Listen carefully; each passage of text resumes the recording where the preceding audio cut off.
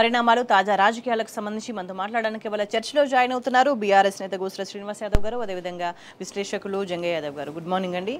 శ్రీనివాస్ యాదవ్ గారు, ప్రధానంగా రజతోత్సవ మహాసభకు భారీ ఎత్తున ఏర్పాట్లు జరుగుతున్నట్టున్నాయి. అండ్ 1000 ఎకరాల్లో కూడా అన్ని ఏర్పాట్లన్నీ కూడా జరుగుతున్నాయి. మనం చూస్తుంటే 154 ఎకరాలు ప్రాంగణంగా అనిపిస్తుంది. 1200 పైన ఎకరాల్లో ఏర్పాట్లు జరుగుతున్నాయి. పార్కింగ్కు 1059 ఎకరాలు, 50,000 వాహనాలు వినియోగిస్తున్నారు. ఆర్టీసీ నుంచి కూడా దాదాపు 10,000 వెహికల్స్ బస్సెస్ లో వస్తున్నట్టుగా కనిపిస్తుంది. అండ్ వాటర్ ప్యాకెట్స్ కానీ ఇవన్నీ కూడా లక్షల సంఖ్యలో, 10 లక్షల సంఖ్యలో, అండ్ పూర్తి స్థాయిలో ఇంత పెద్ద ఎత్తున ప్రజలు వస్తున్న నేపథ్యంలో సేఫ్టీ అండ్ వాళ్ళ హెల్త్ కన్సర్న్స్కి సంబంధించి అంబులెన్స్ ఏర్పాటు కూడా అంటే పెద్ద స్థాయిలో ఏర్పాటు చేస్తున్నారు. రజతోత్సవ మహాసభ ఒకవైపు ఉద్యమ ప్రస్థానం, మరోవైపు తెలంగాణను అభివృద్ధి పదంలో ఒక 10 ఏళ్ళు పరిపాలించిన ఒక ఎక్స్పీరియన్స్ కనిపిస్తుంది. ఈ నేపథ్యంలో ఎట్లా ఉండబోతుందని భావించాలి ఈ సభ? మనం ముందు మీకు అదేవిధంగా టీడీసీ ప్రేక్షకులు ఉద్యమ వందనాలు. మేడం, మనం ఒక 25 సంవత్సరాల ఈరోజు పార్టీ పుట్టి రజతోత్సవాలు జరుపుకుంటుందంటే మనం ఒక 25 సంవత్సరాలు వెనుకకు వెళ్ళాలి. అంటే అక్కడ నుంచి ఆ గుర్తులను మనం గుర్తు చేసుకుంటే తెలంగాణ ఏదైతే ఏప్రిల్ 27, 2001 ఏదైతే ఉందో ఆ రోజు ఆ పార్టీ అక్కడ పెడుతున్న సందర్భంలో జలదృశ్యంలో మేము అప్పుడే విద్యార్థి సంఘంలో బలంగా పనిచేస్తున్నాము, లెఫ్ట్ ఉద్యమాలలో ఉన్నాము. అప్పుడు అంతకుముందు అంటే తెలంగాణ అంటే ఒక నక్సలైట్ కింద లెక్క. జై తెలంగాణ అంటే అప్పుడున్న ఇక్కడున్న చంద్రబాబు నాయుడు ప్రభుత్వం ఎవరు జై తెలంగాణ అన్నా, ఎవరు జల తెలంగాణ మీటింగ్ పెట్టినా నక్సలైట్ల కింద గుర్తించి ఎన్కౌంటర్లు చేసే పరిస్థితి. ఆ రోజు ప్రజాస్వామికబద్ధంగా పార్లమెంటు తరహాలో ఒక పార్టీని తన ఉన్న పదవులను కేసీఆర్ గారు అధినాయకుడు మొత్తం పదవులను పక్కన పడేసి ఒక్కడిగా బయలుదేరి పిరికెడు మందితోని ఆ రోజు 2001 ఏప్రిల్ 27న మొదలు పెడితే దాదాపు 14 సంవత్సరాల పోరాటం, ఎన్నో ఇబ్బందులు, ఎన్నో ఎత్తుగడలు. శత్రువు చాలా బలవంతుడు, మనం చాలా బలహీనులం, మన చైతన్యం కాలేదు. సో రాజకీయ చైతన్యం తక్కువ, సామాజిక చైతన్యం ఎక్కువ, విప్లవ చైతన్యం ఎక్కువ ఇక్కడ. కానీ వాని కుట్రలు, వాళ్ళ పార్లమెంట్ కుట్రలు, వాళ్ళు ఎక్కువ మంది అసెంబ్లీలో, సో వాళ్ళు పార్లమెంట్లో ఎక్కువ మంది తెలంగాణతో పోల్చుకుంటే సో వాటన్నిటిని తిరిగి సాధించడం జరిగింది. ఎక్కని గడపలేదు, దిగని మెట్టు లేదు అంటారు కదా. ఈ భారతదేశంలో ఉన్న అన్ని రాజకీయ పార్టీల దగ్గరికి కేసీఆర్ గారు వెళ్ళి వాళ్ళని బతిమిలాడి వాళ్ళ కన్విన్స్ చేసి తెలంగాణ ఎంత నష్టపోయిందని చూపించి వాళ్ళతో లెటర్లు, చివరికి మాయావతి నేను ఇవ్వను అన్నది, ములాయం సింగ్ యాదవ్ ఇయ్యను, మేము 2 చిన్న రాష్ట్రాలకు వ్యతిరేకం వాళ్ళ పాలసీలో, అట్లాంటి వాళ్ళని కూడా ఒప్పించి లెటర్లు తెప్పించి సో పార్లమెంటు పంతాలో తెలంగాణ సాధించుకోవడం జరిగింది. ఒక గొప్ప అనుభూతి. ఈ దేశాన్ని, ఒక దేశం అప్పటికి తెలంగాణ అనేది ఒక దేశం, ఆ దేశాన్ని తీసుకుపోయి అందులో కలిపింది ఇదే కాంగ్రెస్ ప్రభుత్వం. అది మళ్ళీ రావడానికి ఇంతమంది 69లో మోసం, వాళ్ళే మోసం చేసిండ్రు. మళ్ళీ ఒకసారి ఎన్నోసార్లు మనకు ఇబ్బందులు పెట్టిండ్రు. అయినా ఒక నాయకుడి ఒక దీక్షతోని, నాయకుడి లక్ష్యంతోని, నాయకుడి ఎత్తుగడతోని, చాణక్యుడు లాంటి ఎత్తుగడలు వేసి తెలంగాణ సాధించుకోవడం జరిగింది. ఒక స్వాతంత్రం వచ్చినట్టు, తెలంగాణకు స్వాతంత్రం వచ్చినట్టు. ఎందుకంటే అందు గురించే తెలంగాణ కేసీఆర్ గారిని జాతి పిత అంటున్నారు. ఎందుకంటే తెలంగాణ అనేది ఒక జాతి, ఒక సమూహం. ఇక్కడ భాష వేరు, ఇక్కడ ఆలోచన వేరు, ఇక్కడ ఫుడ్ వేరు, ప్రతిదీ కల్చర్ వేరు, సంస్కృతి వేరు. కాబట్టి ఒక సాంస్కృతిక విప్లవం, ఒక రాజకీయ విప్లవం, ఒక సామాజిక పోరాటాలు, ఇవన్నిటినీ మళ్ళీ కలిపి ఈరోజు తెలంగాణ సాధించుకోవడం జరిగింది. అందుగురించే కేసీఆర్ గారిని జాతిపిత అని బరాబర్ అంటున్నాం. వాళ్ళు ఊరికే అంటలేం. ఎందుకంటే దాదాపు 75 ఏళ్ళు సపరేట్గా ఉన్న రాష్ట్రాన్ని తీసుకుపోయి నువ్వు వేరే రాష్ట్రంలో కలిపినావు. భారతదేశంలో 3 రాష్ట్రాలు, ప్రాంతాలు కలవలేదు ఆ రోజు. అందులో తెలంగాణ ఒక ప్రాంతం. స్వతంత్రంలో మనం మెర్జి కాలే, భారతదేశంలో సపరేట్ కావాలని కొట్లాడినాం. అంటే అక్కడి నుంచి తీసుకుంటే ఈ రోజు వరకు అంత చరిత్ర ఉన్న తెలంగాణను, విప్లవ చరిత్ర ఉన్న తెలంగాణను కేసీఆర్ గారు ఒక్క రక్తం చుక్క బయట గారకుండా, కొంతమంది విద్యార్థులు ఎమోషన్ అయితే చనిపోయినారు తప్ప ఎక్కడ కూడా జరగకుండా, ఎక్కువ హింస చేస్తే ఎక్కువ అంచివేద్దామనేది వాళ్ళ ప్లాన్లో కుట్ర ఉన్నా కూడా తెలివిగా రాజకీయ పంత, పార్లమెంటు పంతలో డాక్టర్ బిఆర్ అంబేద్కర్ రాసిన రాజ్యాంగం ద్వారా తెలంగాణ సాధించడం జరిగింది మేడం. అది గుర్తు చేసుకోవాలి మనం ఈరోజు. అదేవిధంగా వచ్చిన 10 ఏళ్లలో ఎక్కడ కరెంటు మేడం, 2 పేసు 3 పేసులకు కదా మేడం. రాత్రి అనక పుట్టలకు పాములు కుట్టి చనిపోయిన రైతులు కొన్ని వేల మంది రైతులు ఉన్నారు మేడం. కానీ ఈరోజు 24 గంటల కరెంటు. హైదరాబాద్ తీసుకుంటే, పట్టణాల్లో చూసుకుంటే ప్రతి షాప్ ముంగడ ఒక జనరేటర్ ఉంటుంది. కరెంటు బొంగ ట్రర్ అని సప్పుడు వచ్చేది. ఇప్పుడు ఒక్క జనరేటర్ కన్నా కనిపిస్తుంది మేడం. ఒక జనరేటర్ 24 24 గంటల నాణ్యమైన కరెంట్ ఈ ప్రపంచంలో మేడం ఈ ప్రపంచంలో ఎక్కడ కూడా అన్నిటికీ పెట్టుబడి ఉంటాయి మేడం. మనం ఏదో చిన్న బిజినెస్ స్టార్ట్ చేస్తే మనకు పెట్టుబడి ఇస్తారు, గవర్నమెంట్ లోన్ ఇస్తుంది. కానీ మొట్టమొదటిసారి రైతుకు పెట్టుబడి సహాయం అనేది ఒక గొప్ప మహోత్తరమైన ఆలోచన మేడం. అట్లా ఈ పెట్టుబడి ఇచ్చి 24 గంటల కరెంట్ ఇచ్చి మిషన్ కాకతీయ ద్వారా చెరువులను పూర్తిగా తీసి నీళ్లు పెంచి 14 కంటే ముందు మేడం 64 లక్షల మెట్రిక్ టన్నుల పంట మేడం దిగుబడి. 10 సంవత్సరాల తర్వాత 1,64,00,000 మెట్రిక్ టన్నులు మేడం. ఎట్లా పండింది మేడం పంట? ఎంత అద్భుతంగా పండింది. రోడ్ల మీద పోసిండ్రు మేడం. ఇదంతా కూడా కేసీఆర్ దూరదృష్టితోని, ఒక లక్ష్యంతోని, కమిట్మెంట్తోని, ఒక డెడికేషన్తోని తెలంగాణ బిడ్డ, the son of the soil, Telangana కన్న బిడ్డ కేసీఆర్ కాబట్టి తెలంగాణ విముక్తి చేసిండు. ఆర్థికంగా, సామాజికంగా, రాజకీయంగా అభివృద్ధి చేసిండు. అదంతా 25 సంవత్సరాల పోరాటం. 25 సంవత్సరాలు వచ్చిందంటే ఆ రోజు పుట్టిన పిల్లగాడు ఈరోజు ఫలితాలు అందుకుంటున్నాడు. 21, 22లో పుట్టిన పిల్లలు తెలంగాణలో బిడ్డలంతా ఈరోజు 25 ఏళ్ళు. వాళ్ళకి ఆ కష్టం తెలియదు. కానీ ఈరోజు వాళ్ళు ఎంత బంగారు తెలంగాణలో ఉన్నారు. ఈరోజు మళ్ళీ ఈరోజు మనం చూస్తే ఈ 1.5 ఇయర్లో మళ్ళీ గొడ్లు, బర్రెలు, పంటలు మేస్తారు. ఒక 15 నెలలనే 15 నెలలే ఏం మారిపోయింది? 15 నెలల్లో పరిపాలన చేతగాక ఆగమాగం అయిపోయింది. అంటే నేను ఎందుకు చెప్తున్నట్టు ఇదంతా 25 సంవత్సరాలల్లో మనం చెప్పుకోవాలంటే గంటలు గంటలు, రోజులు రోజులు కూడా సరిపోవు. ఎందుకంటే ఒకవైపు రాజ్యహింస 99, 2000, 2001 తర్వాత తెలంగాణ, జై తెలంగాణ. మనం సెకండ్ తీసుకుంటే నమస్కారం అనేది కదా మేడం, నమస్తే అన్న అంటాం కదా, జై తెలంగాణ అన్న. ఎక్కడి నుంచి మేడం? కడుపులో నుంచి, బ్రెయిన్ల నుంచి, ఒక కడుపులో నుంచి అట్లా వచ్చేది అన్నా జై తెలంగాణ అనేది. కలిస్తే జై తెలంగాణ, బాగున్నావా అంటే జై తెలంగాణ అంటే అట్లా ఉండే తెలంగాణ ప్రత్యేక రాష్ట్ర ఆకాంక్ష తీసుకొచ్చిండ్రు. అది నాయకుడి లక్ష్యం, నాయకుడి యొక్క ఆలోచన విధానం, అధినాయకుడు. కాబట్టి ఆ తెలంగాణ వచ్చిన తర్వాత కూడా తెలంగాణ ప్రజలు కేసీఆర్కి 2 సార్లు ఇవ్వడం జరిగింది. నీ నాయకత్వంలో మేము బాగుపడతాం బిడ్డ, నువ్వే పరిపాలించా. ఆ 10 ఏళ్ళు కూడా అద్భుతమైన పరిపాలన. స్కూళ్ళు కావచ్చు, కాలేజీ కావచ్చు, డీసెంట్రలైజేషన్ మేడం. ఒకటి కాదు, ఈరోజు ఆదిలాబాద్లో ఏ వాంకిడో, ఏ తిరియానో, లేకపోతే ఏ నెన్నెలనో, లేదా ఏదో చెన్నూరునో ఆదిలాబాద్ పోవాలంటే 6 గంటలు మేడం. హైదరాబాద్ రావాలంటే 4 గంటలు ట్రైన్కు. అదే బస్సులో ఆదిలాబాద్ పోవాలంటే 6 గంటలు. ఈరోజు డీసెంట్రలైజేషన్ మేడం. పరిపాలనను డీసెంట్రలైజ్ చేసి కలెక్టర్లు దగ్గరికి వచ్చారు, ఎంఆర్ఓలు దగ్గరికి వచ్చారు. లంబాడి తండాలు మేడం, ఎన్ని సంవత్సరాల, దశాబ్దాల నుంచి ఒక ఆకాంక్ష, మా ఊర్లో మా రాజ్యం, మా తండాలో మా రాజ్యమే కావాలని. అటు గోండులు మావా సాటే మావా నాటే, మా గూడలలో మా రాజ్యమే కావాలని వచ్చుడుతోనే తండాలన్నిటికీ గ్రామ పంచాయతీ చేస్తే వాళ్ళ పరిపాలన వాళ్ళే చేసుకున్నారు మేడం. ఎంత అద్భుతం. కాబట్టి అదంతా గుర్తు చేసుకుంటే ఈరోజు 25 సంవత్సరాలలో తెలంగాణ నెంబర్ 1 ఎట్లయింది మేడం? మనకంటే చాలా ముందు ఛత్తీస్గఢ్, జార్ఖండ్ 2 స్టేట్లు ఇచ్చింది కదా మేడం. ఈ మధ్య కాలంలో అనుకుంటే 20 ఏళ్ళలో అనుకుంటే మరి వాళ్ళు ఎక్కడున్నారు, మనం ఎక్కడున్నాం? వాళ్ళు ఈరోజు ఇక్కడికి మైగ్రేషన్ అయి పని చేసుకోవడానికి వస్తారు కదా మేడం. అంటే నేనేమంటున్నా, 25 సంవత్సరాలలో గొప్పగా సాధించినాము. ఒక తెలంగాణ నినాదం అనే దాన్ని ఒక నిర్బంధం పెడితే ఈరోజు అదే తెలంగాణ నినాదం తెలంగాణ తెచ్చుకొని అద్భుతంగా పరిపాలించడం. ఏదైతే సభ ఉందో అది తెలంగాణ పుట్టిన బిడ్డలకు ఒక కళ అది. సో కాబట్టి అద్భుతంగా సాధించుకున్నాం. మళ్ళీ కూడా బీఆర్ఎస్ పార్టీ అధికారంలోకి వస్తుంది. ఎందుకంటే 15 నెలల్లో మళ్ళీ గొర్రెలు పంటలు మెత్తనాయి, మళ్ళీ పంటలు అమ్ముకుంటున్నారు. కాబట్టి ఈ 150 ఎకరాలు కాదు, తెలంగాణ సమాజం మొత్తం కదిలి వస్తుంది అక్కడికి. ఈరోజు మొత్తం కదిలి వచ్చి అదొక పండుగ. ఈరోజు తెలంగాణ ప్రజల పండుగ, నాట్ బీఆర్ఎస్ పార్టీ పండుగ కాదు ఇది. తెలంగాణ ఉద్యమంలో పార్టిసిపేట్ ఉద్యమంలో ఆకాంక్షతో ఉన్న ప్రతి బిడ్డ, ప్రతి తమ్ముడు, ప్రతి కొడుకు అందరి ఈరోజు పండుగ. ఈ రజతోత్సవాలు అనేది తెలంగాణ సమాజ పండుగగా మనం గుర్తించాలి. ప్రజలు కూడా అట్లనే భావిస్తున్నారు, ప్రజలు కూడా అట్లనే కోరుకుంటున్నారు. 25 సంవత్సరాలు అయిందా మనం పోరాటం చేసి? 2001లో జలదృశ్యంలో కలుసుకొని 25 ఇయర్స్ అయిందా? అప్పుడే 25 ఏళ్ళు అయిందా అనే పరిస్థితి. సో కాబట్టి తెలంగాణ సమాజం మొత్తం ఆ పండుగ చేసుకోవడానికి వెయిట్ చేస్తుంది. 27వ తారీఖు నాడు లక్షలు కాదు, లక్షల మంది తెలంగాణ ప్రతి ఊరు నుంచి, ప్రతి ఇంటి నుంచి ఓ బిడ్డ వరంగల్కి వస్తారు.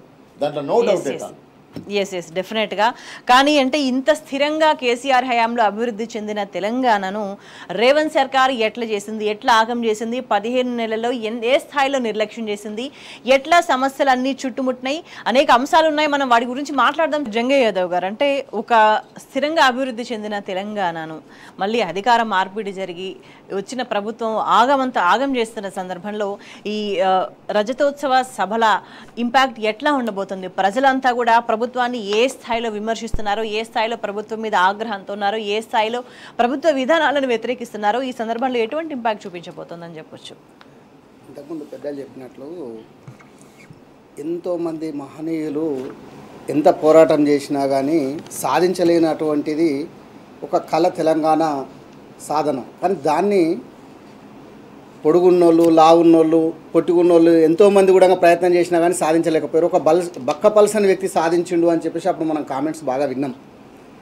ఏదేమైనప్పటికీ కూడా వారి యొక్క 2001 తెలంగాణనే నా సాధన, లక్ష్యము, నా జీవిత ఆశయము అని ఒక ఆలోచన విధానంతో 2001లో స్థాపించినటువంటి పార్టీ 14 ఏళ్ళు వనవాసం, ఏదైతే మనం అయోధ్య అంటే రామం తీసుకుంటే ఏదైతే మనము 14 ఏళ్ళు వనవాసం చేసిన వ్యక్తిలాగా శ్రీరామచంద్రుడు అయితే ప్రయత్నం చేసి సాధన తండ్రి మాటకు కట్టుబడినటువంటి సందర్భం చూసుకుంటే తెలంగాణ యొక్క ప్రజల ఆకాంక్ష మేరకు అదేవిధంగా అదే పోరాట పటిమను కొనసాగించినటువంటి కేసీఆర్ గారు ఆ సాధనలో సఫలమై తదనంతరము కూడా ఏదైతే ఆలోచన విధానం ఉందో, ఏదైతే ఈ సమైక్య పాలనలో ఎంత ఇబ్బంది పడ్డారో తెలంగాణ ప్రజలు, వాటి అన్నింటికీ దూరంగా ఉండాలి, మేము కన్నటువంటి కళలు, మా పిల్లల భవిష్యత్తు బంగారు భవిష్యత్తు ఉండాలన్న ఒక ఆలోచన విధానంతో 10 సంవత్సరాల పరిపాలన, సుపరిపాలన ఏదైతే స్వయంగా చేస్తూ ఒక నిర్ణయాలు తీసుకొని దీర్ఘకాలిక ప్రణాళిక పెట్టుకొని భవిష్యత్తు ఈ విధంగా ఉంటుంది అని చెప్పేసి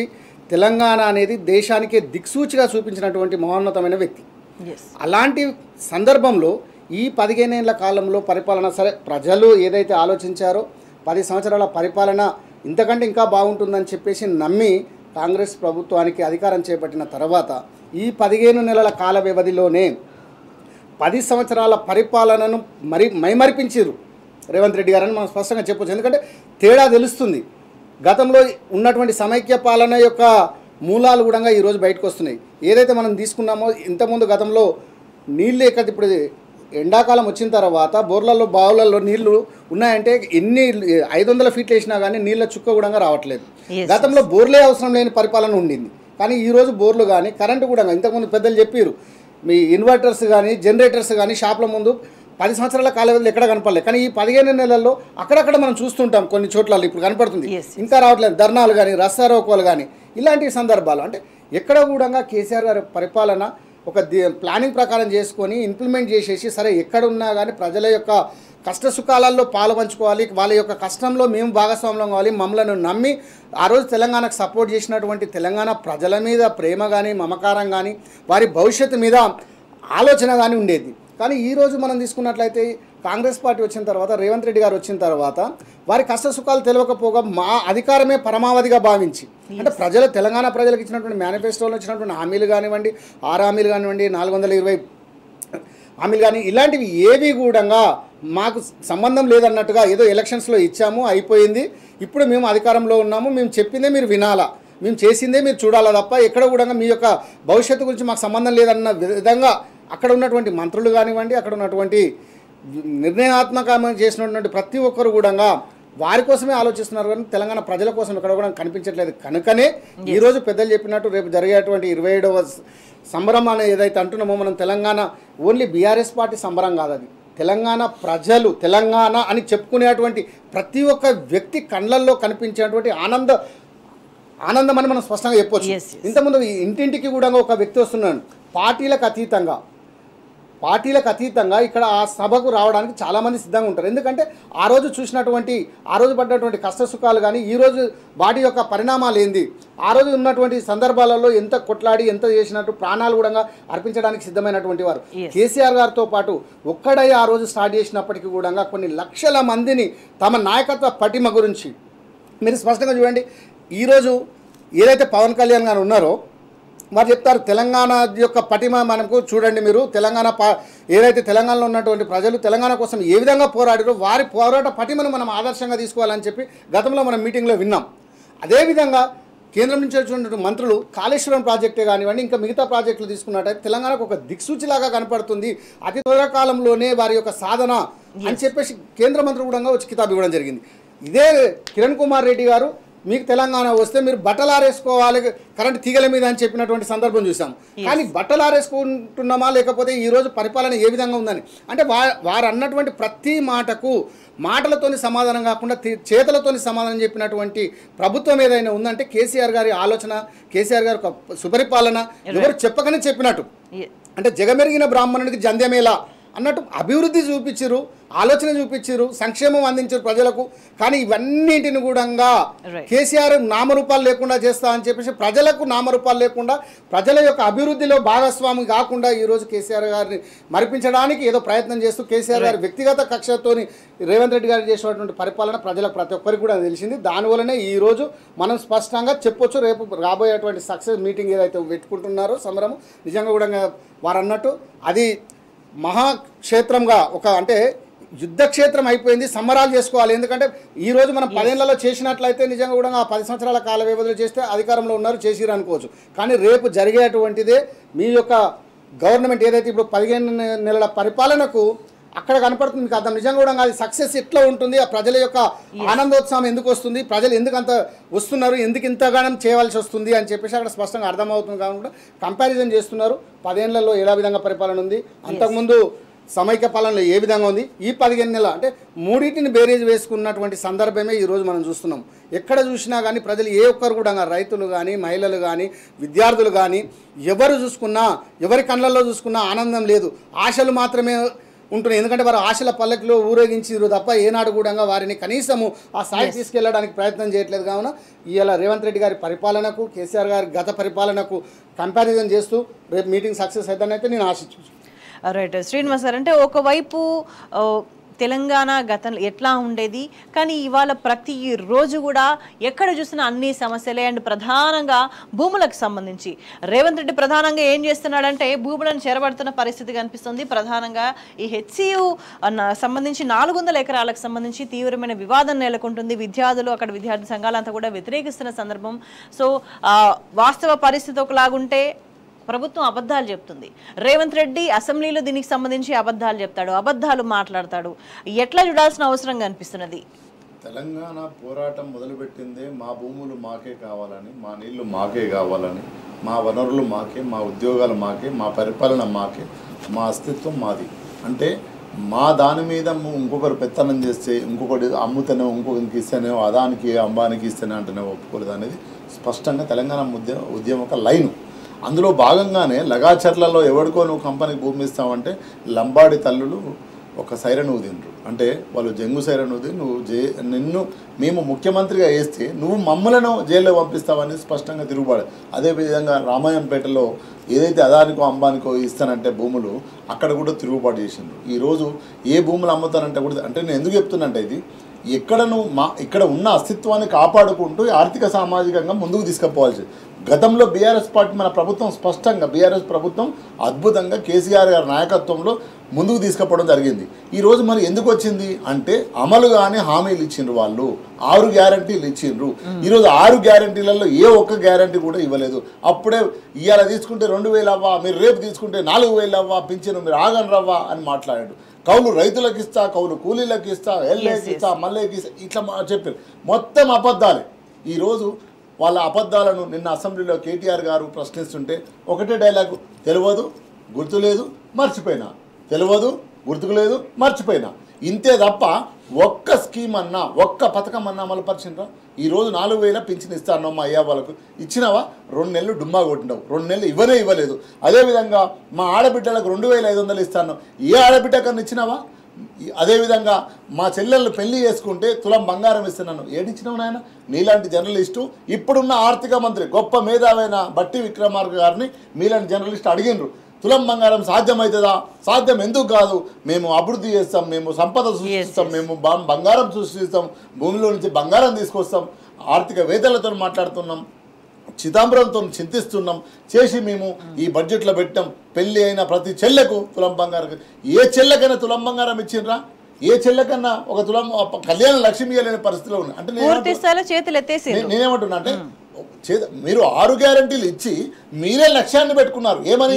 100 రోజులలో మేము 6 గ్యారంటీలు అమలు చేస్తామన్నారు. ఎక్కడ చేసిర్రా నాయన? కనీసము ఆ రైతు బంధు గత ప్రభుత్వం ఇచ్చిన బీఆర్ఎస్ ప్రభుత్వం కేసీఆర్ గారి నాయకత్వంలో ఇచ్చిన ఆ రైతు బంధు ఇవ్వకపోతే ఇప్పటి వరకు నువ్వు రైతు భరోసా అంటివి, కౌలు రైతులకు ఇస్తా, కౌలు కూలీలకు రైతు కూలీలకు ఇస్తా అంటివి. రైతు కూలీలు లేకపోయా, రైతులు లేకపోయా. ఈరోజు మేడం ఆ రోజు కేసీఆర్ గారు ఎంత గొప్పగా ఆలోచించారంటే, పిరికెడు భూమి ఉన్నా మేడం, పిరికెడు భూమి నీ పేరు మీద రిజిస్ట్రేషన్ అయి ఉంటే రైతు అకాలంగా ఎట్లన్నా చనిపోతే దానికి ఎట్లాంటి పోలీస్ కేసు అవసరం లేదు, ఎట్లాంటి పోస్ట్ మార్టం రిపోర్ట్ అవసరం లేదు. 5 లక్షలు నీ కుటుంబంకి వచ్చి ఇచ్చిండు మేడం అగ్రికల్చర్ ఆఫీసర్ ఏవో గారు. ఎవరు పెట్టింది మేడం? నేను ఏందేమంటున్నా అంటే అమలు కానీ హామీలు ఇచ్చి ఈరోజు రంకెలు వేస్తున్నారు, ఈరోజు అబద్ధాలు అన్నారు, కమిషన్లు అన్నారు. ఏ కమిషన్ వేసినా ఏం తెలిసినావు నువ్వు? ఏం తెలిసలేదు. ఇప్పటికి ఈరోజు మేడం మనం పేపర్లో చూస్తే ఒకప్పుడు చూసినాం మేడం, 14 కంటే ముందు చెరువులు తెగిపోయిన ఫోటోలు, పంటలు ఎండిపోయిన ఫోటోలు, రైతులు సూసైడ్ ఫోటోలు. ఈరోజు మేడం ఈరోజు మళ్ళీ చూస్తున్నాం. 10 ఏళ్ళలో కనిపించలేదు. ఒక్క సెక్టర్ అన్న హ్యాపీగా ఉందా మేడం? రియల్ ఎస్టేట్ చేసే వాళ్ళు సూసైడ్ చేసుకోబట్టే, ఎంప్లాయీస్ సూసైడ్ చేసుకోబట్టే, రైతులు సూసైడ్ చేసుకోబట్టే, చిన్న బిడ్డలు మన తెలంగాణ బిడ్డలు హాస్టళ్లలో నాణ్యమైన ఫుడ్ పెట్టకపోతే, తిండి పెట్టకపోతే వాళ్ళు విషవ్యాధులు వచ్చి వాళ్ళు చనిపోబట్టి 50 మంది పిల్లలుగా చనిపోయారు హాస్టళ్లలో. నువ్వు ఏం సాధిస్తున్నావు? ఏ వర్గమైన సంతోషంగా ఉన్నదా? రైతులు డైరెక్ట్ వచ్చి ఫస్ట్ మెజిస్ట్రేట్ అయిన ఎంఆర్ఓ ఆఫీసులో సూసైడ్ చేసుకున్నాడు మేడం, బెడ్చెల్లో. ఒక రైతు పోయి డైరెక్ట్ బ్యాంకులో సూసైడ్ చేసుకున్నాడు మేడం, బ్యాంకులో ఉరి వేసుకుని చనిపోయాడు. ఎప్పుడన్నా చూసినామా మేడం మనం? ఎక్కడైనా బాయికాన్నో ఇంటికాన్నో బాధ చెప్పుకోలేక చనిపోయినది చూసినాం. కానీ ఎంఆర్ఓ ఆఫీస్లో మెజిస్ట్రేట్ ఆఫీస్లో వచ్చి చనిపోవడము, అప్పిచ్చే బ్యాంకులో చనిపోవడం ఏంది మేడం? ఎడిపోతున్నాం మనం. కాబట్టి ఈరోజు అవన్నీ ఏంది అవుతున్నాయి అంటే, ఈరోజు భూములు అమ్ముతా అంటాడు, తెలంగాణ అమ్ముతా అంటాడు, అదానికి అమ్ముతా అంబానికి అమ్ముతా అంటుండు. ఇది కాదు తెలంగాణ. కాబట్టి ఇప్పటికైనా నువ్వు ఇచ్చిన హామీలు ఏవైతున్నాయో అవి అమలు పరిచే ప్రయత్నం చేయాలి. ఎందుకు అంటే ప్రధానంగా ఏంటంటే రేవంత్ రెడ్డికి ప్రజలంటే ప్రేమ లేదు, కమిట్మెంట్ లేదు, కన్సర్న్ లేదు. కాబట్టి ఏ ఒక్క పథకం ఈరోజు వాళ్ళు చెప్పిన పథకాలే, గత పథకాలు పక్కన పెట్టు, ఈరోజు వాళ్ళు చెప్పిన పథకాలు ఒక్క పథకమైన అమలు పరుస్తుందా? నెంబర్లు మారుస్తున్నారు. ఏమనంటే అప్పులు చేసిర్రు. అరే నువ్వు పరిపాలించిన రాష్ట్రాలలో మాకంటే ఎక్కువ అప్పులు చేసిండ్రు కదా. నేను చేసింది 4 లక్షల కోట్లే, నువ్వు సంవత్సరంన్నరలా 1,53,000 కోట్లు చేసినావు. అంటే 5 సంవత్సరాలకు 5 లక్షల 5 అర్ధలు 7.5-8 లక్షల అప్పు నువ్వు చేయబోతున్నావు. ఇప్పుడు వచ్చి 15 నెలల్లో 1,53,000 కోట్ల అప్పు చేసినావు. కాబట్టి కాంగ్రెస్ ప్రభుత్వం అమలు కాని హామీలు ఇచ్చి అధికారంలోకి వచ్చింది. ఇప్పుడు ఏం చేస్తుంది? మన భూములను, మన తాతల ముత్తాతల నుంచి వస్తున్న స్థిరాస్తులు ఏవైతే ఉన్నాయో ప్రభుత్వ ఆస్తులను, అవి మన ఆస్తులే, ఇవి అమ్మకానికి పోతున్నాయి. యూనివర్సిటీ మేడం, ఈ హెచ్యు హైదరాబాద్ సెంట్రల్ యూనివర్సిటీ, మీరు అందరి ముఖాలు చూడండి. ఈ భారతదేశంలో హైదరాబాద్ సెంట్రల్ యూనివర్సిటీ పోతే మీకు భారతదేశంలో అన్ని ముఖాలు కనిపిస్తాయి. అన్ని రాష్ట్రాల పిల్లలు అక్కడ వచ్చి చదువుకుంటారు. ఒక తెలంగాణ ప్రజలు కాదు మేడం, మొత్తం భారతదేశంలో ఉన్న నార్త్ ఈస్ట్ కాంచి సౌత్ ఈస్ట్ కాంచి అన్ని సౌత్ నార్త్ ఈస్ట్ మొత్తం 29 రాష్ట్రాలకు సంబంధించిన పిల్లలు వచ్చి అక్కడ చదువుకుంటారు. అట్లాంటి భూమిని అమ్ముతుంటే ఎట్లా? ఒకవైపు అంటే అక్కడ స్టూడెంట్ యూనియన్ సంబంధించిన వాళ్ళు 720 జాతుల మొక్కలు ఉన్నాయి, 10 జాతుల క్షీరదాలు, 15 జాతుల సరీసృపాలు, 200 జాతుల పక్షులు ఉన్నాయి, వందల సంఖ్యలో మచ్చల జింకలు ఉన్నాయి, నెమళ్ళు ఉన్నాయి, నక్షత్రపు తాబేళ్లు ఉన్నాయి. వస్తే చూపిస్తామని అంటుంటే రిజర్వ్ ఫారెస్ట్ కానే కాదు, పులుల సింహాలని మాట్లాడుతున్నాడు ముఖ్యమంత్రి. అందుగురించి ఇప్పుడు రాహుల్ గాంధీ ఇంతకుముందు హైదరాబాద్ సెంటర్ నుంచి వచ్చిపోయాడు, ఇప్పుడు రావాలి. హైదరాబాద్ సెంట్రల్ యూనివర్సిటీకి ఇప్పుడు రావాలి రాహుల్ గాంధీ, అశోక్ నగర్కి ఇప్పుడు రావాలి రాహుల్ గాంధీ. అప్పుడు ఓట్ల కోసము నువ్వు సీట్ల కోసం వచ్చుడు కాదు. ఈ రోజు నువ్వు వస్తే నీకు హైదరాబాద్లో ఏదైతే రూమ్ల ఒక విద్యార్థి చనిపోయిండో ఆ విద్యార్థి కోసం నువ్వు అప్పుడు వచ్చినావు, తల్లిని పరామర్శించడానికి ఇప్పుడు రావాల్సిన బాధ్యత ఉంది. కాబట్టి రాహుల్ గాంధీని ఇప్పుడు తెలంగాణకు వస్తే అశోక్ నగర్ ఆ పిల్లలతో మాట్లాడాలి. నువ్వు సెంట్రల్ యూనివర్సిటీ నుంచి మాట్లాడితే తెలంగాణ ఆత్మ ఏంది, తెలంగాణ ఏం ఘోషిస్తుంది, నీ ముఖ్యమంత్రి ఎట్లా పరిపాలిస్తున్నాడు, లేదంటే లగాచర్లా పోవాలి, లంబాడి తల్లులతో మాట్లాడాలి రాహుల్ గాంధీ. నేను జోడో యాత్ర చేసిన, నువ్వు జోడో యాత్ర కాదు అన్న, నువ్వు లగాచర్లకు రా, నీకు తెలంగాణ ప్రజలు ఏమంటారో తెలుస్తుంది. భూములు అమ్మమని అధికారం ఇవ్వాలి మేడం, మంచిగా పరిపాలించమని చెప్పారు. 4,000 వస్తాయి అనుకున్నారు, 15,000 వస్తుంది అనుకున్నారు, తులం బంగారం వస్తుంది అనుకున్నారు, 2,500 వస్తాయి అనుకున్నారు, స్కూటీలు వస్తాయి అనుకున్నారు. కానీ నువ్వు మా భూములు అమ్ముతావు, మమ్మల్ని అమ్ముతావు, హైడ్రా పేరు మీద మా గుడిసెలు కూడా కూలగొడతావు, చిన్న 60 గదాల ఇల్లు కూలగొడతావు అనుకుంటే ఆ రోజు నేను కరుగాల్చి వాద పెడుతున్నావు. మంచిగా పరిపాలించమని అధికారం ఇచ్చిండు, మరింత అభివృద్ధి చేయమని అధికారం ఇచ్చిండు. కానీ కాంగ్రెస్ పరిపాలన అనేది తెలంగాణకు శాపంగానే మారింది. దానికి సంబంధించి నిదర్శనంగా మనకి అనేక సమస్యలు కనిపిస్తున్నాయి. వాటి గురించి జంగయ్య గారు, ప్రధానంగా ప్రభుత్వం ఏం చేస్తుంది అని అంటే మెయిన్గా అన్ని విధాలుగా ఇబ్బందులు పెడుతున్న పరిస్థితి కనిపిస్తుంది మనకి. సాగునీటికి సంబంధించి కూడా నీటి నిర్వహణకు సంబంధించి పూర్తి స్థాయిలో నిర్లక్ష్యం అనేది చాలా స్పష్టంగా కనిపిస్తుంది. దాని ఫలితంగా అన్ని ప్రాజెక్టుల్లో కూడా నీళ్ళన్నీ ఎండిపోయి నీళ్లు లేని పరిస్థితి కనిపిస్తుంది. ఆల్మోస్ట్ డెడ్ స్టోరేజ్కి చేరుకున్న సిచ్యువేషన్ కనిపిస్తుంది. ఇంత జరుగుతుంటే కూడా మరి పక్క రాష్ట్రానికి ప్రయోజనం జరుగుతుంది. ఆంధ్రప్రదేశ్ అక్రమంగా తరలించుకుపోతుంది, దౌర్జన్యంగా తరలించుకుపోతుంది. కానీ తెలంగాణ ప్రభుత్వం సపోర్ట్ చేస్తలేదు. ఎందుకు సపోర్ట్ చేస్తలేదు అనేది ఉద్దేశం ఏంటిదనేది చాలా క్లియర్గా అర్థమైపోతుంది. కానీ మరి తెలంగాణ ప్రజలు ఏం కావాలి? ఇక్కడ ఒక విషయం అండి, రేవంత్ రెడ్డి గారికి మామూలుగా పురిటి నొప్పుల విలువ కన్న తల్లికే తెలుస్తుంది, సవతి తల్లికి తెలియదు. కేసీఆర్ గారికి తెలంగాణ గురించి ఉన్నటువంటి ప్రేమ కానీ అభిమానం కానీ ఆలోచన విధానం కానీ రేవంత్ రెడ్డి గారికి లేదని స్పష్టంగా చెప్పాలి. ఎందుకంటే ఉద్యమం నుంచి వచ్చినటువంటి వారికే దాని యొక్క విలువేంది, వారి యొక్క ఆకాంక్షలు ఏంది, తెలంగాణ యొక్క సమాజం కోరుకునేటువంటిది ఏంది అనేది పూర్తిగా తెలుసు. నీళ్లు కానీ నిధులు కానీ నియామకాలు కానీ ఇప్పటిదాకా మీరు మాట్లాడినటువంటి భూముల విలువ కానీ ప్రతిదీ కూడా. ఇలాంటి సందర్భంలో మనం ఎక్స్పెక్ట్ చేసేటువంటిది కేసీఆర్ గారికి తీసుకున్నటువంటి నిర్ణయాలు కానీ కేసీఆర్ గారు కాపాడినటువంటి సందర్భం కానీ ప్రతి అంశాన్ని ఈరోజు రేవంత్ రెడ్డి గారు కాపాడట్లేదు అంటే మనం ఏ విధంగా చెప్పగలుగుతాం?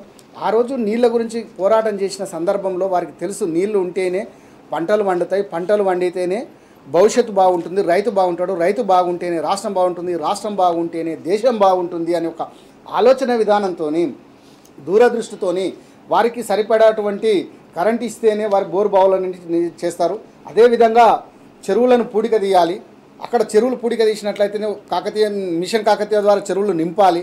ఇలా ప్రతి సందర్భంలో ప్రతి అంశంలోనూ కూడా జాగ్రత్త వహిస్తూ ఎక్కడ కూడా ఇబ్బంది కలగొద్దని చెప్పేసి నీటి గురించి అంత తాపత్రయపడి ప్రాజెక్టులు కట్టి ప్రాజెక్టుల నుంచి వ్యవసాయం అంటే సాగునీరు కానీ తాగునీరు కానీ అందించినటువంటి సందర్భాలు చూసాం.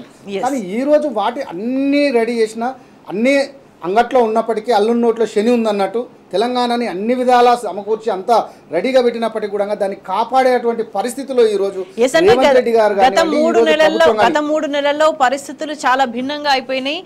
నీటికి సంబంధించి 3 నెలల్లో శ్రీరామ్ సాగర్ నుంచేమో 61.49 టీఎంసీలు ఖాళీ అయిపోయింది, సాగర్ నుంచేమో 161.5 టీఎంసీలు ఖాళీ అయిపోయింది, శ్రీశైలం నుంచి 160.65 టీఎంసీలు ఖాళీ అయిపోయిన పరిస్థితి. అన్ని చోట్ల చూసుకుంటే లోయర్ మానేరు నుంచి 16.5 ఆల్మోస్ట్, మిడ్ మానేరు నుంచి 16.5 ఆల్మోస్ట్, జూరాల నుంచి ఆల్మోస్ట్ 6 టీఎంసీలు ఖాళీ అయిపోయింది. ఇంత జరుగుతుంటే కూడా మరి ప్రభుత్వం నుంచి ఒక స్పందన లేదు. మరి ఏపీ అక్రమంగా తరలించుకుపోవద్దు అని కనీసం ఆపే ప్రయత్నం లేదు. దీన్ని ఎట్లా చూడాలి? ఈ వైఖరిని ఎట్లా చూడాలంటే తెలంగాణకు నష్టం జరిగినా పర్వాలేదు అని రేవంత్ సర్కార్ భావిస్తున్నదా? అంటే మీరు ఇప్పుడు ఈ 15 నెలల్లో దాదాపు ఒక 4-5 ప్రాజెక్టు చూపిస్తున్నారు ఖాళీ అయింది అని. 5 సంవత్సరాల్లో తెలంగాణ మొత్తం ఖాళీ అవుతుంది అని ఇక్కడ దిక్సూచికి కనపడుతుంది. ఎందుకంటే ఒక ఇండికేషన్ ట్రయల్ వేస్తున్నారు అన్నమాట. అంటే భవిష్యత్తు నిజంగా కూడా తెలంగాణ ఎడారిమయంగా కాబోతుందని చెప్పేసి మనకు అర్థమవుతుంది. ఎక్కడ కూడా వీరు కాపాడకపోగా కనీసము కృష్ణా బోర్డు కూడా కనీసం రిప్రజెంటేషన్స్ అంటే ఎక్కడ కూడా వాళ్ళు ఇవ్వడం లేదు. అంటే ఇచ్చినప్పటికీ కూడా తూతూ మంత్రంగా ఏదో మేము ఇస్తున్నాం చేస్తున్నామని చెప్తున్నారు. కానీ గత ప్రభుత్వం ఎన్నిసార్లు మనం ఢిల్లీ పోయినప్పటికీ కూడా అక్కడ ప్రాజెక్టుల గురించి ప్రధానమంత్రి గారు కానివ్వండి, జలవనరుల శాఖ మంత్రి గారు కానీ కలిసేసి మాకు ఈ విధంగా తెలంగాణలో ఇబ్బందులు ఉంది అని చెప్పేసినప్పుడు కూడా ఆ రోజు కూడా కేంద్రము ఎక్కడ కూడా సపోర్ట్ చేయలేదు. ఈరోజు కనీసం మీరు బడే బాయ్ చోటే బాయ్ అని చెప్పేసి స్నేహబంధం ఏర్పరిచినట్లయితే మాకు మంచి జరుగుతుంది అని చెప్పేసి మీరు రేవంత్ రెడ్డి గారు ఏదైతే ప్రధానమంత్రి గారితో సఖ్యతగా గత ప్రభుత్వం లేదు, కేసీఆర్ గారు ఎప్పుడు కూడా పట్టించుకోలేదు. కానీ దానివల్లనే మనకు సపోర్ట్ చేయలేకపోయింది కేంద్రము. కానీ నేను వారితో సఖ్యత ఉండడం వల్లనే మాకు రేపు తెలంగాణకు నిధులు ఇస్తారు, లేకపోతే మాకు నీళ్ళు ఇస్తారు అని చెప్పేసి మీరు చెప్పినటువంటి మాటలకు మాత్రమే పరిమితమైనవి, కానీ ఎక్కడ కూడా చేతులకు పరిమితం కావట్లేదు. అంటే అప్పుడు అంతా వ్యతిరేకించినప్పటికీ కూడా సపోర్ట్ చేయనప్పటికీ కూడా నీటి గురించి కాపాడి కోట్లలో కేసులు వేసేసి నిలబరిచినటువంటి సందర్భం మనం చూసాం.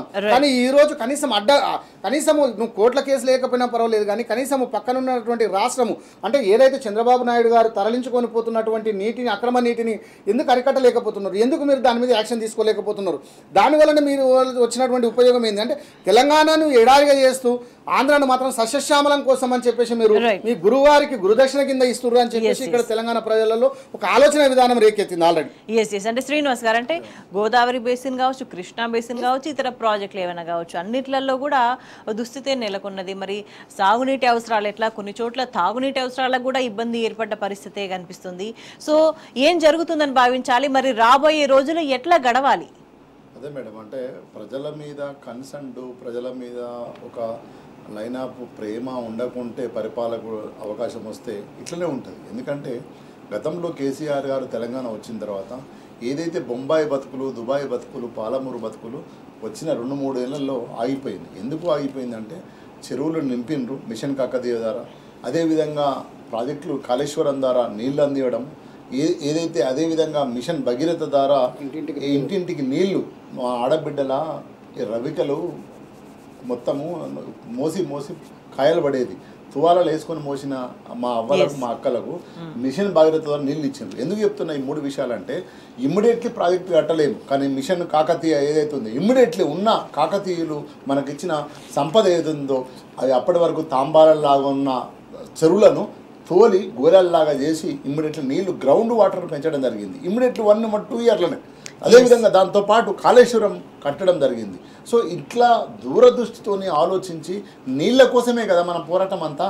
నియామకాలు, నిధులు తర్వాత ఫస్ట్ నీళ్లు కావాలి కదా. అందుగురించే కేసీఆర్ గారు ఒక మాట అనేది, మడిమ తిప్పితే మడిబారాలే, మడిమతో ఇట్లా దొక్కితే మడిబారాలే, అట్లాంటి నీళ్లు రావాలనే ఈరోజు తెలంగాణలో అద్భుతమైన వాటర్ నీళ్ళు ఇచ్చి ప్రాజెక్టులు కట్టి ఉన్న ప్రాజెక్టులను బాగు చేసుకొని మన ఈ సంసారాన్ని ఎట్లా చేస్తామో అట్లా చేసుకొచ్చాడు కేసీఆర్ గారు. ఈరోజు ఏమైంది, కుక్కలు చెప్పిన ఇస్తారులాగా పరిపాలన ఉన్నది స్పష్టంగా. ఎవడు ఏం చెప్తుండో తెలియదు, ఏ మంత్రి ఏం మాట్లాడో తెలియదు. ఒక ఆయన పోయి నీళ్లు వాటర్ కలిసినాయి అంటాడు, ఏదైతే అంటే ఏ మంత్రి కూడా ఒక తెలంగాణ మీద అవగాహన లేదు, పరిపాలన మీద అవగాహన లేదు, ఆలోచన లేదు, ప్రజల మీద ప్రేమ లేదు కాబట్టే ఈరోజు పంటలు ఎండిపోతున్నాయి మేడం. పంటలు ఎండిపోతున్నాయి, కుంటలు ఎండిపోతున్నాయి, నీళ్లు లేవు, గొర్రెలకు బర్రెలకు మేతకియాల్సి వచ్చింది. కాబట్టి ఎందుకంటే పరిపాలన మీద అవగాహన లేదు కదా. ఎక్కడి నుంచి డబ్బుల సంచులు పట్టుకు రావాలి? ఇప్పటికి 40 సార్లు పోయిండు ఢిల్లీకి. 15 నెలల్లో సంచులు మోయడం తప్ప ఇక్కడ పరిపాలించాలనే ఆలోచన లేదు కదా. కనీసం ఇప్పటికైనా నేనేమంటున్నా, నువ్వు సరిగ్గా ఉన్న నీళ్ళను వాడుకొని నువ్వు కనుక తెలంగాణ పంటలు ఇయ్యకపోతే ప్రజలు తిరుగుబాటు చేస్తారు, ప్రజలు ఆగమైపోతున్నారు. 64 లక్షల మెట్రిక్ టన్నుల పంటను 10 ఏళ్ళ 1,64 లక్షల మెట్రిక్ టన్నుల పంట పెరిగింది. ఇప్పుడు నువ్వు వచ్చినాక బాయిలల్లో బోర్లు ఎండిపోయినాయి, బాయిల నీళ్లు లోపడిపోతున్నాయి, ఒక కాడ మోటార్ మోస్తలేదు, మోటార్లు కాలిపోతున్నాయి, స్టార్టర్లు పేలిపోతున్నాయి. ఎట్లా పోతుంది? 15 నెలల్లో ఏం పుట్టింది ఇదంతా? అంతకుముందు ఉంది కదా, వర్షాలు పడ్డాయి కదా, ఎండాకాలం ఇప్పుడు వచ్చిందా? పోయినసారి ఎండాకాలం లేదా? అంతకుముందు ఎండాకాలం లేదా? పాలమూరు లేబరు కడుపు పట్టుకొని బొంబాయికి పోయేది మేడం. ఈరోజు తెలంగాణలో ప్రతి రాష్ట్రం నుంచి, యూపీ నుంచి, బీహార్ నుంచి, ఛత్తీస్గఢ్ నుంచి, బెంగాల్ నుంచి ఈడికి వచ్చి పనిచేస్తున్నారు. మనం చూసినాం మేడం, మన ప్రభుత్వంలో, బీఆర్ఎస్ ప్రభుత్వంలో నాట్లు వేయడానికి ఛత్తీస్గఢ్ నుంచి వచ్చారు మేడం. ఒడ్లు నింపడానికి గోనె సంచులు పట్టుకొని బెంగాల్ నుంచి వచ్చారు మేడం. కానీ పరిస్థితులన్నీ కూడా తలకిందులు చేసింది, తారుమారు చేసేసింది కాంగ్రెస్. మాట్లాడుతున్నాం కదా, నాట్లు వేయడానికి తెలంగాణ ప్రజలు ఎవరు వేయట్లేదు అంటే ఛత్తీస్గఢ్ నుంచి వచ్చి ఇక్కడ నాట్లు వేసిపోయిన చరిత్ర ఉంది. ఎంత గొప్ప మాట మేడం. వేరే రాష్ట్రం నుంచి వచ్చి నాట్లు వేసినంటే నీకు ఎంత పంట సాగు అవుతుంది. అదేవిధంగా ఒడ్లు మొయ్యడానికి ఇక్కడ లేబర్ దొరకకపోతే, తెలంగాణ లేబర్ దొరకకపోతే బెంగాల్ నుంచి లేబర్ వచ్చింది, ఛత్తీస్గఢ్ నుంచి లేబర్ వచ్చింది. కేసీఆర్ గారు మాట్లాడి సంచలనం తీసుకొచ్చింది అక్కడ. కానీ ఈ వైభవం ఏది కూడా అంగీకరించడానికి కాంగ్రెస్ సిద్ధంగా లేదు.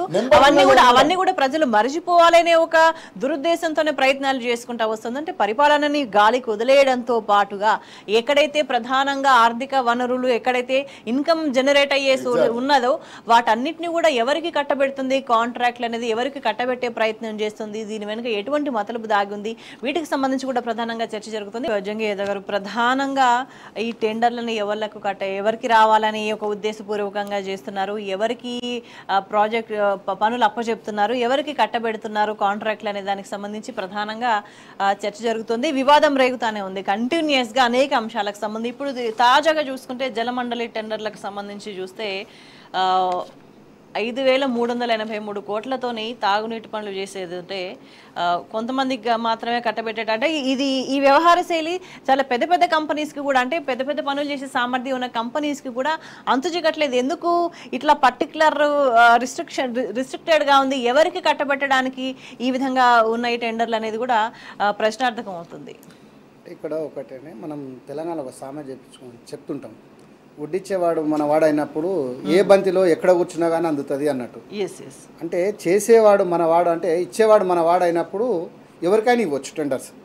అందులో ఉన్నటువంటి జీవో నెంబరు 94 అని చెప్పేసి ఏదైతుందో 132 అని చెప్పేసి మనం ఏదైతే రాసుకున్నామో వాటిని కూడా తుంగలో దొక్కుతూ వాటికి నీళ్ళు వదులుతూ ఎక్కడ కూడా ఫాలో కాకుండా రూల్స్ని తన అనుకున్న వాళ్ళు ఎవరైతే ఉన్నారో వాళ్ళకి అంటబెట్టడానికి దాంట్లో కూడా మార్పులు చేసేసి మీరు 25% వర్క్ చేసి ఉంటే సరిపోతుంది, 50% కాదు 10 ఏళ్ల కాల వ్యవధిలో అని చెప్పేసి వాళ్ళు ఇచ్చినటువంటి పరిమితులు ఏవైతున్నాయో వాటన్నింటిని కూడా పక్కన పెట్టేసేసి ఇవ్వాలనుకున్న వాళ్ళకు, తన అనుకున్న వాళ్ళకు స్వలాభం కోసము, అంటే తన వ్యక్తుల కోసం లాభం చేకూర్చుకోవడానికి, తన కాంట్రాక్టుల కోసం లాభం చేకూర్చుకోవడానికి మంచి ఏదైతే ఎఫిషియన్సీ ఉన్నటువంటి కంపెనీస్ని కూడా కాదని చెప్పేసి చిన్న సన్న వాళ్ళకు మాత్రమే అంటగట్టేసి వారి నుంచి కమిషన్ల కోసం మాత్రమే ప్రయత్నం జరుగుతున్నట్టు ఇక్కడ స్పష్టంగా అర్థమవుతుంది. నిజంగా కూడా ఏదైతే గతంలో వారు తీసుకున్నటువంటి సామర్థ్యము, ఇంతకుముందు వాళ్ళు కట్టినటువంటి ప్రాజెక్టులు కానివ్వండి, ఇంతకుముందు చేసినటువంటి టెండర్లలో వాళ్ళు ఎంతవరకు సక్సెస్ అయ్యారు, వాళ్ళు ఇచ్చినటువంటి కాల వ్యవధిలో 5 సంవత్సరాల కాల వ్యవధిలో వాళ్ళు 1 ఇయర్లో కనీసము 50% చేసి ఉండాలని చెప్పేసి ఏదైతే నిబంధన ఉందో ఆ నిబంధనలకు ఎంతమంది సక్సెస్ అయ్యారు అని చెప్పేసి వాటి అన్నింటినీ పరిగణలోకి తీసుకొని చేస్తే బాగుంటుంది. కానీ ఈరోజు ఇక్కడ మనకి ఇచ్చినటువంటి 5,383 కోట్లతోని ఏదైతే గోదావరి తాగునీటి పనుల విషయంలో మాత్రము మీరు 25% చేసే ఉండాలి అంటున్నారు. కానీ నిజంగా కూడా 50% చేసిన వాళ్ళని మీరు ఎందుకు వాళ్ళని ఎంకరేజ్ చేయట్లేదు, ఎందుకు వాళ్ళని బిడ్లో పార్టిసిపేట్ చేయడానికి అవకాశం ఇవ్వట్లేదు? అంటే ఎక్కడ కూడా వీరు మాకు కాదు, ఇంతే లిమిటెడ్ మెంబర్సే మాకు కావాలి, అంటే మాకు అనుకూలమైనటువంటి వాటిపైనే మేము రాసుకుంటాము, మేము వారికే ఇస్తాము అని చెప్పకనే చెప్పడం. ఎక్కడ కూడా మీరు చూసినట్లయితే ఓపెన్గా వీళ్ళని ఇన్వైట్ చేసేసి గతంలో చేసినటువంటి మీ యొక్క ఎఫిషియన్సీ ఏందని చెప్పేసి చూపించుకోవడానికి కానీ చూపడానికి కానీ లేదు. ఇంతకుముందు రేవంత్ రెడ్డి గారు భూముల విషయంలో కూడా మీరు చెప్తున్నప్పుడు ఇక్కడనే హైదరాబాద్ సెంట్రల్ యూనివర్సిటీ అయితే ఏదైతే ఇంతకుముందు చెప్పారో మీరు సగం దాంట్లో 1973లో ఇందిరాగాంధీ గారు పార్లమెంటులో మామూలుగా మనకు అక్కడ పార్లమెంట్లో కేటాయించింది ఏదైనా ఉంది అని అంటే 1973లో ఇందిరాగాంధీ గారు ఇచ్చినటువంటి యూనివర్సిటీ అది. అలాంటి దాంట్లో చదువుకున్నటువంటి వాళ్ళే శ్రీధర్ బాబు గారు కానివ్వండి, బట్టి విక్రమార్క కానీ ఇప్పుడు ఉన్నటువంటి మంత్రులు వారు కూడా ఈరోజు రేవంత్ రెడ్డి గారు అసెంబ్లీలో 400 ఎకరాలను అమ్మడానికి సిద్ధపడుతున్నారంటే పూర్వ విద్యార్థులుగా కనీసము మీకు కూడా ఆలోచన లేదు. అంటే ఇక్కడ మంత్రులు కానీ ముఖ్యమంత్రి గారు కానివ్వండి స్వలాభం కోసము సొంతంగా వాళ్ళకు మాకేంటి అనే ఒక ఆలోచన విధానంతోనే టెండర్లు అయినా కానీ భూముల అమ్మకాలు కానివ్వండి ఇట్లా ప్రతిదీ కూడా తీసుకున్నట్లయితే ఎవరికి స్వార్థం కోసం వాళ్ళ స్వతహా కోసమే చేస్తున్నారు. కానీ ప్రజలకు కానీ తెలంగాణకు లబ్ధి చేకూర్చాలి, లేకపోతే నాణ్యమైన వర్క్ జరిపించాలి, నాణ్యంగా ఉండాలి, చేసేటువంటి 10 కాలాల పాటు ఉండాలి అనే ఆలోచన లేకుండా సొంత మనుషుల కోసం కట్టబెట్టడానికే ఇలాంటి టెండర్లు చేస్తున్నారు. కానీ నియమ నిబంధనలకు పాల్పడి వారిని సామర్థ్యం ఉన్నటువంటి కంపెనీలను ఇన్వైట్ చేసేసి వారికి అప్పచెప్పేటువంటి ఆలోచన ఇక్కడైతే స్పష్టంగా కనపడట్లేదు మనకు.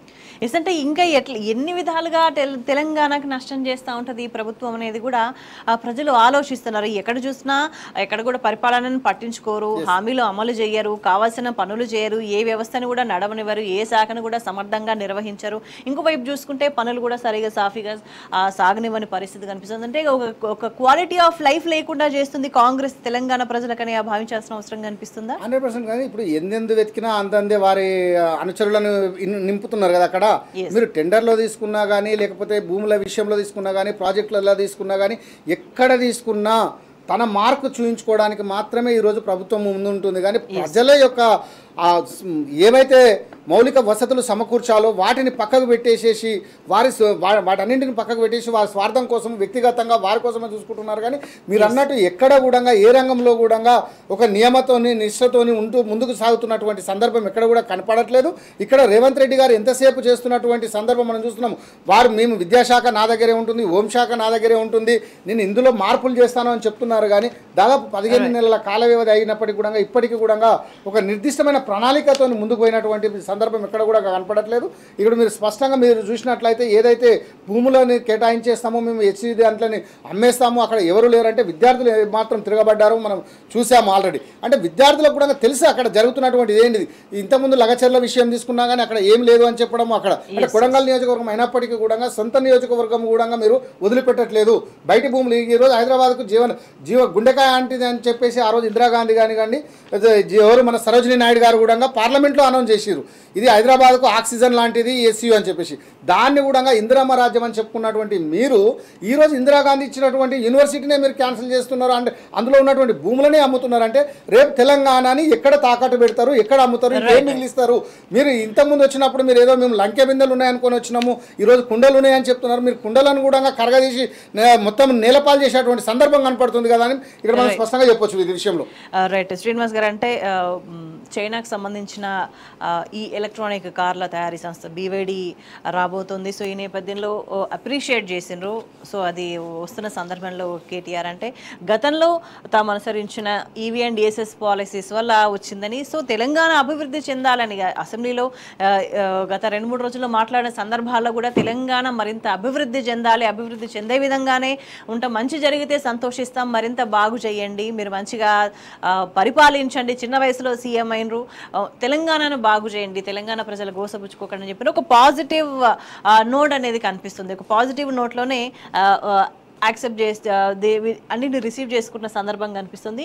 $10 billion investment proposal of BYD and Olectra that was negotiated and agreed upon way back in 2022-23 was stalled due to foreign policy decision at the union government అంటూ కూడా ఆయన వ్యాఖ్యానించిన సందర్భం కనిపిస్తుంది. సో ఇక్కడ మెన్షన్ చేసిండ్రు, we at BRS can proudly watch that BYD coming to Telangana is due to our EV and ESS policy అని చాలా క్లియర్గా మెన్షన్ చేసిండ్రు. అంటే ఒక బాటలు వేసిండ్రు అభివృద్ధికి సంబంధించి.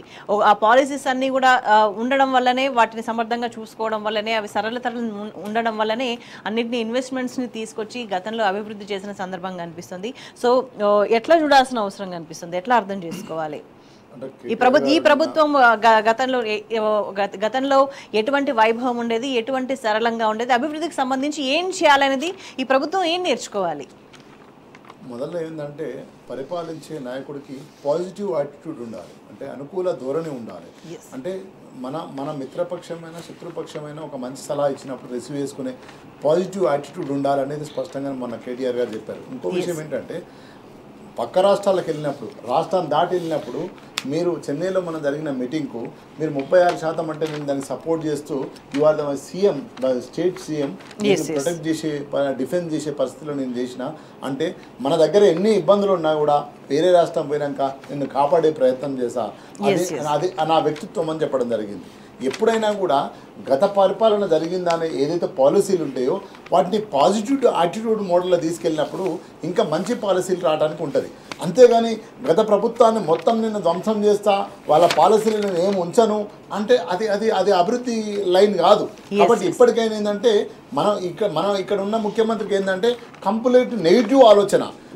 నేను KCR ఆనవాళ్ళను ఏముంచవు నీ ముఖ్యమంత్రి KCR ఆనవాళ్ళ పైన వచ్చింది కదా. తెలంగాణ అనే సపరేట్ రాష్ట్రం అనేదే KCR సాధించిన గొప్ప ఆనవాళ్ళు. నువ్వు దాన్ని తూడిపేస్తే నువ్వు ఉంటావా? నువ్వు ఈరోజు సెక్రటరియట్ను ఉంచను, నేను కాళేశ్వరం ఉంచను, ఇవన్నీ ఉంచను అంటున్నావు కదా.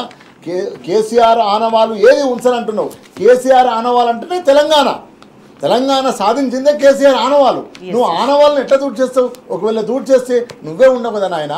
అంటే నేనేమంటున్నా, పరిపాలన చేసే వ్యక్తికి గత ప్రభుత్వం చేసిన పాలసీలు కావచ్చు, గత ప్రభుత్వం చేసిన నిర్ణయాలను కావచ్చు కంటిన్యూ చేస్తూ ఒక నూతన ఆలోచన విధానంతో ముందుకెళ్తే ఆ సమాజం ఆకర్షిస్తుంది. అందుగురించే హరీష్ రావు కానీ, KTR గారు కానీ, KCR గారు కూడా ఒక టీవీ ఇంటర్వ్యూలో చెప్తూ ఈ చెవాకులు అవాకులు మాటలు కాదు, ప్రజలను మంచిగా పరిపాలించి మంచి పేరు తెచ్చుకోండి, మీరు ఇంకా 5 సంవత్సరాలు పరిపాలించండి, మళ్ళీ అధికారంలోకి వచ్చాను. ఎంత గొప్ప మాట ఇది! నల్గొండ సభలో అన్నాడు, మామూలు సభలో కాదు. నల్గొండ సభలో పంటలు ఎండిపోతే ఆ పంటలన్నీ చూసి వచ్చిన తర్వాత ఇట్లా కాదు నాయన, 6 నెలలనే ఆగమాగం అవుతున్నావు, అద్భుతంగా పరిపాలించని సలహాలు ఇచ్చారు, సూచనలు ఇస్తామని చెప్పిండ్రు. హౌస్లో అద్భుతంగా మాట్లాడుతున్నారు, మంచిగా పరిపాలించామని. ఇది కాకుండా ఓన్లీ సెటరిక్ డైలాగులు, పంచ్ డైలాగులతో పాలన జరుగుతుందా? పంచ్ డైలాగులతో పాలన జరగదు కదా. కాబట్టి ప్రభుత్వానికి యాటిట్యూడ్ మారాలి, అనుకూల ధోరణి మారాలి.